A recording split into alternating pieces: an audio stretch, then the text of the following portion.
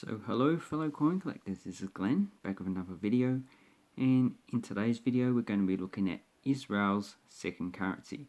So this is actually the third coin series because the first currency, which is down below, had two coin series, and this is actually the second one in which it was actually the lira, but they redenominated from pruta to agora.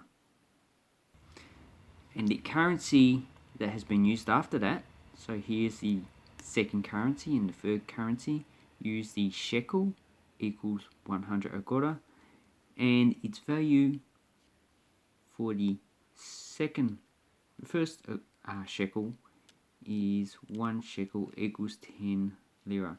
And as you can see, there is no 10 lira coin, there's only a 1 and a 5 lira. So the highest value that we have in conversion for coins is a half shekel or a 50 agorot. And you can see here I've got these coins lined up in the order that they were revalued. So 5 lira equals half a shekel, 1 lira equals 10 agorot, half a lira equals 5 agorot, and 10 agora equals 1 new agora. So that's 1 to 10 conversion. And these coins is the center part is which we'll look at today. And in 1985, or 86 should I say, they actually re-denominated at 1,000 to 1. So 1,000 shekel. Obviously there is no coin of 1,000 shekels, so the highest is 100. So 1,000 shekel equals 1 new shekel, and that will make the 100 old shekel equal to 10 agorot, and that is actually the lowest denomination in circulation today.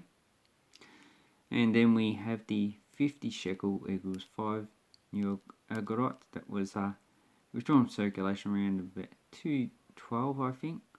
And the 10 shekel equals 1 new agorot, and that was withdrawn in 1991 from memory. So anyway, and as you can see, they are actually not very exciting on the denomination side. They just have the denomination, they have a star, they have the denomination in Hebrew, in English, and they have a date down the bottom. There is no Arabic on this side for these coins, or any of the other coins actually. So as you can see on the previous series, they just have Hebrew with the value in Arabic numerals. So people go, no, that's not Arabic. Arabic numerals, that's actually Arabic. Let's find an Arabic numeral coin. Oh, this is going to be sacrilege. So this is a Saudi Arabian coin. Two enemies. So here we have Arabic numerals, which are the ones we use in the West. It's just called that. Don't worry about it. And here we have the numerals that the Arabs actually use. They're a bit different. And I actually adopted these from South Asia. So India actually invented those numerals. So let's have a look at the other side, and we will see how they actually redenominated. So here we have the actual images that are actually on the better side of the coin, and these are the obverse.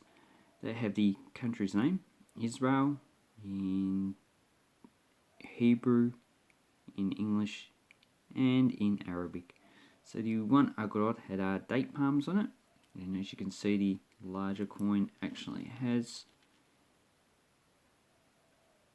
a larger version of it, and it's pretty basic design. The 5 agorot had the emblem of Israel. It had a menorah surrounded by olive leaves and the country name down below. The 10 agorot had grenadine fruit, so free stylized grenadine. Had all of them, these coins have the emblem of Israel. Then we get towards the more historical side of Israel. So on the 5 lira and the half shekel, we have a lion, and that is actually a lion on a ring. So you got a ring, and they actually call that a signet ring. So it's actually used for putting impressions, probably in at this time, probably in wax to seal something and to give an official declaration by whoever is sending it. And this is the signet ring of Sherma, servant of Jeroboam.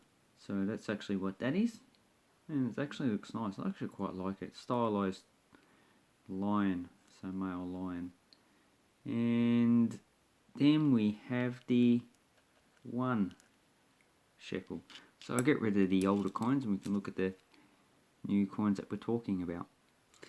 And this one's pretty basic. It just has the Omo cup on it, and as you can see, it's just a basic type of cup, but just pretty elaborate in its actually design. So it's probably more elaborate than what this actual coin actually portrays on its image. So then we get into the high denominations, which are actually better designed for a historical theme. So on the 5 shekel, we have the cornucopia. So this is actually a pretty common use in the ancient world. The Nabateans actually used it, double cornucopia on the actual coins. The Romans used it on some of their provincial coins, and the Greeks also used it as well. So it's pretty well known design from the ancient world. Basically, it's not Israeli, it actually predates them, but it just symbolizes abundance. And every year you get lots of grain. So you've got wheat, you've got some leaves, renewal, you've got some fruit, looks like pomegranate. I'm not too sure what that one is, but it's just the abundance that comes from agriculture. And this one was designed by Tirha Dagan. So you can actually find the designs on who actually designed these pretty easily. And the other coins I've actually shown on the new shekel video in which they actually used. So then we have the 10 shekels, which has a trimeme, so a war boat, has a battering ram here. It has the oars. This is the rudder for steering. Looks like it has a pomegranate up there. And this is just pretty much stylized. No, this actually wouldn't have actually really existed in this form because it doesn't really look seaworthy.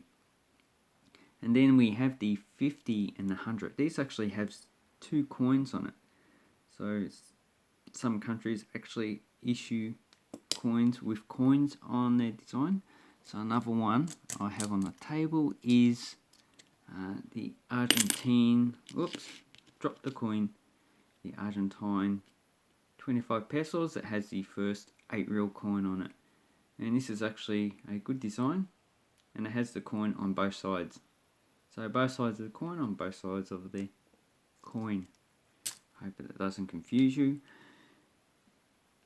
So if we actually look at these in detail, you got 50, and this one has a replica, so a 4th century coin, and it only has one side. So this is a 1/8 of a shekel. It is actually a 5.5 gram coin, and it was issued during the first revolt, so 69 to 70. On it has a year 4. On the reverse, it has to the redemption of Zion, but it doesn't actually show on this side.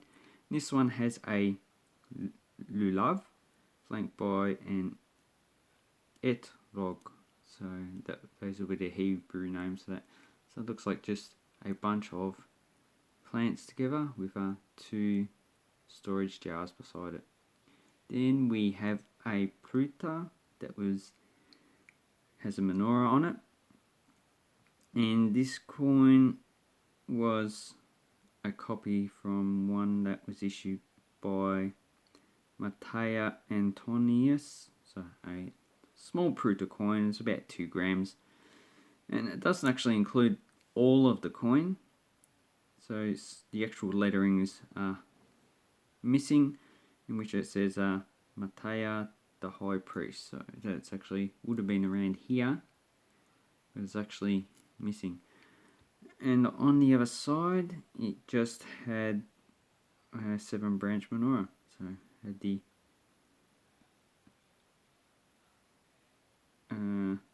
just the same thing on both sides, but one of it was more stylized. And